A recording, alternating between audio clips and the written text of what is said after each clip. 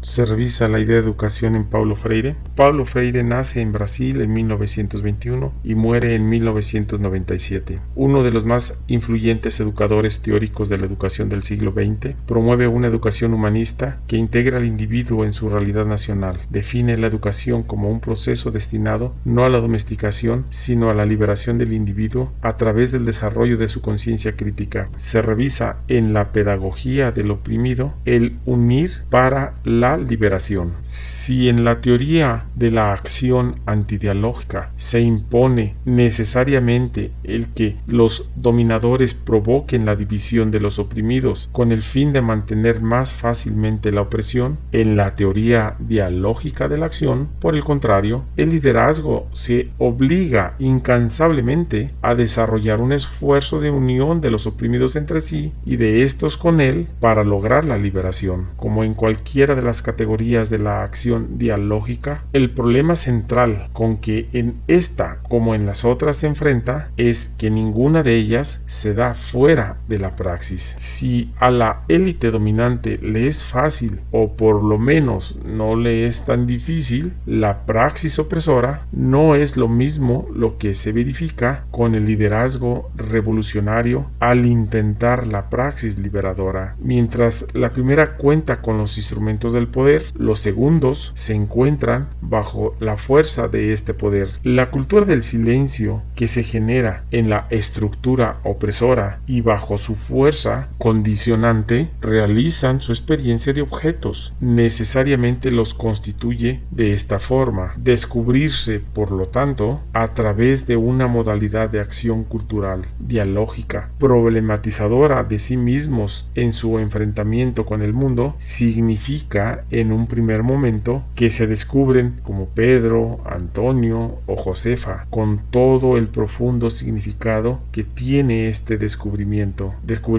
que implica una percepción distinta del significado de los signos. Mundo, hombre, cultura, árboles, trabajo, animal, van asumiendo un significado verdadero que antes no tenían.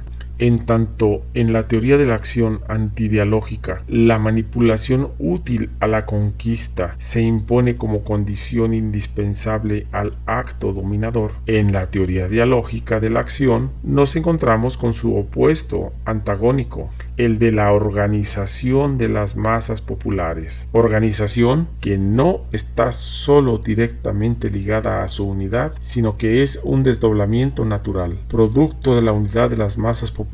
De este modo, al buscar la unidad, el liderazgo busca también la organización de las masas, factor que implica el testimonio que debe prestárseles a fin de demostrar que el esfuerzo de liberación es una tarea en común. La organización de las masas populares en clases es el proceso a través del cual el liderazgo revolucionario, a quienes, como a las masas, se les ha prohibido decir su palabra, instauran el aprendizaje de la pronunciación del mundo, aprendizaje que por ser verdadero es dialógico. De ahí que el liderazgo no pueda decir su palabra solo, sino con el pueblo. El liderazgo que no procede así, que insiste en imponer su palabra de orden, no organiza, sino que manipula al pueblo, no libera ni se libera, simplemente oprime. Reconoce que, si bien no existe libertad sin autoridad, tampoco existe la segunda sin la primera. La fuente generadora constitutiva de la auténtica autoridad radica en la libertad que, en un momento determinado, se transforma en autoridad. Toda libertad contiene en sí la posibilidad de llegar a ser, en circunstancias especiales y en niveles existenciales distintos, autoridad. No podemos tomarlas aisladamente, sino en sus relaciones que no son necesariamente antagónicas. Por eso, la verdadera autoridad no se afirma como tal en la mera transferencia, sino en la delegación o en la adhesión simpática. Si se genera en un acto de transferencia o de imposición antipática sobre las mayorías, degenera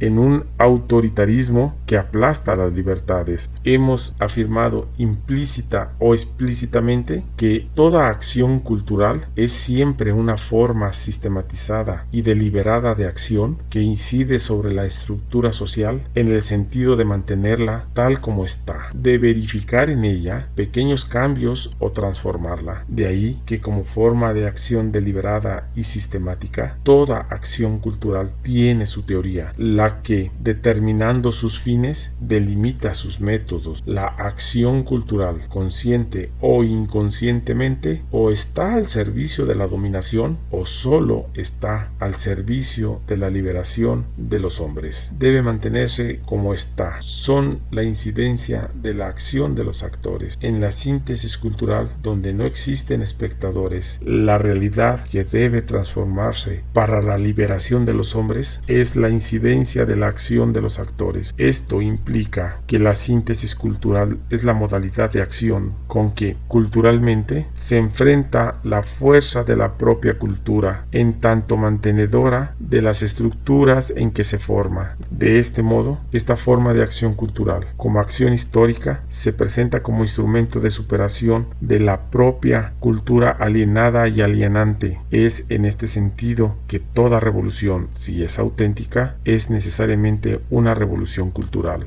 Si te gustó, dale like, comparte y suscríbete.